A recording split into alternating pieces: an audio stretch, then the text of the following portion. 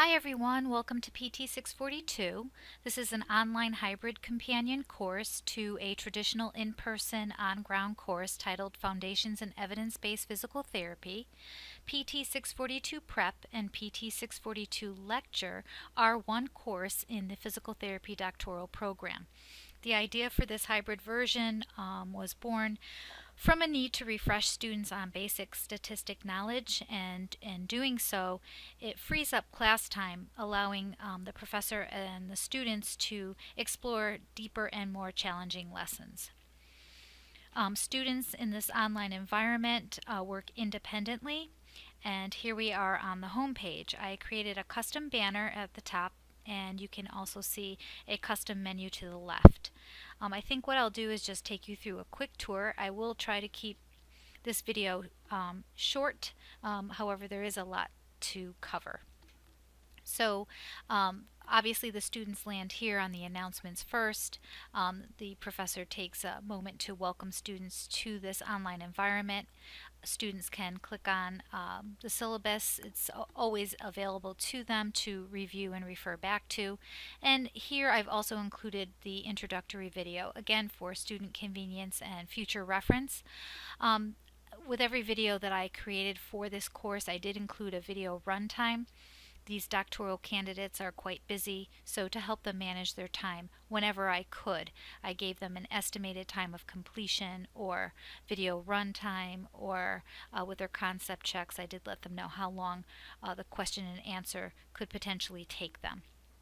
So beneath the introductory video that I created, which is just basically a tour of the online environment, is a link to the syllabus. Rather than creating two syllabi, the professor created one syllabus. She references the online portion as well as the on-ground portion of this course.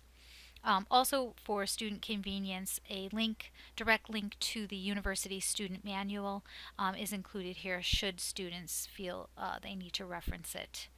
And then students can move directly into the weekly work. Not every week is a module though.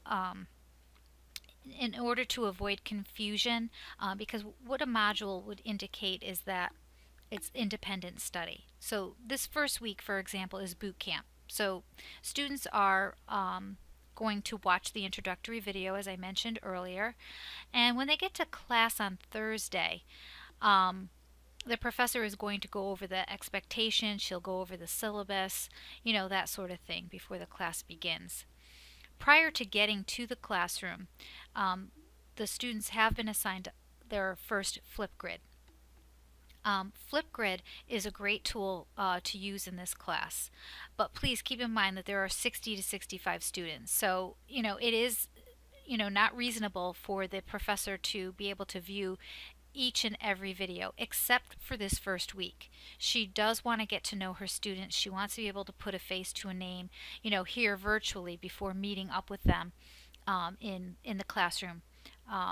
For the first time. So, this tool is very helpful for her in future, even with this large-sized class, because she'll be able to take the pulse of the class. She'll be able to ask a really quick question. She'll be able to randomly select, 15 of the videos, view them, just to get an idea of what the students are thinking, and if they are taking away, the important points that she's trying to drive across.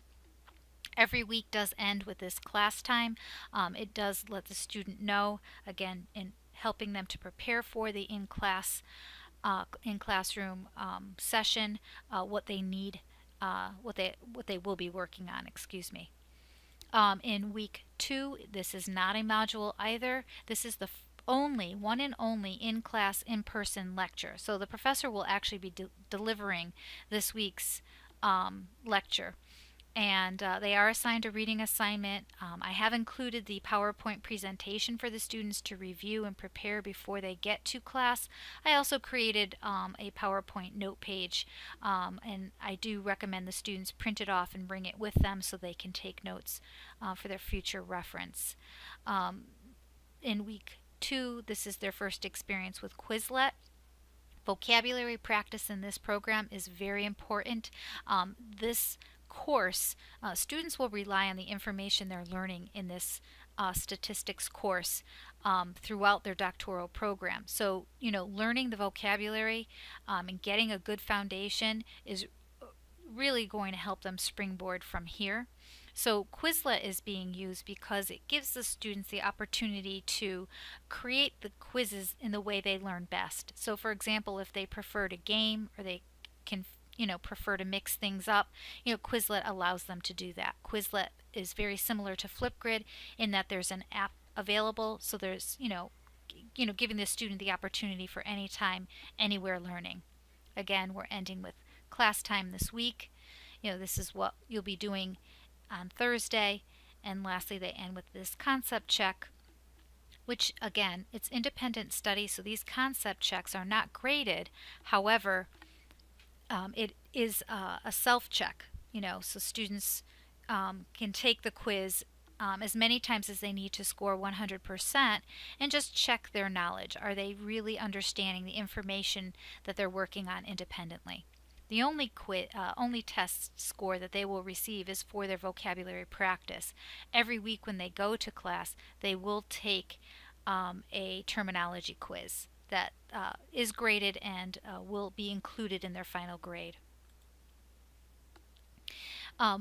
Week 3 begins their first module, and the reason again why this is called a module is because this is all independent learning.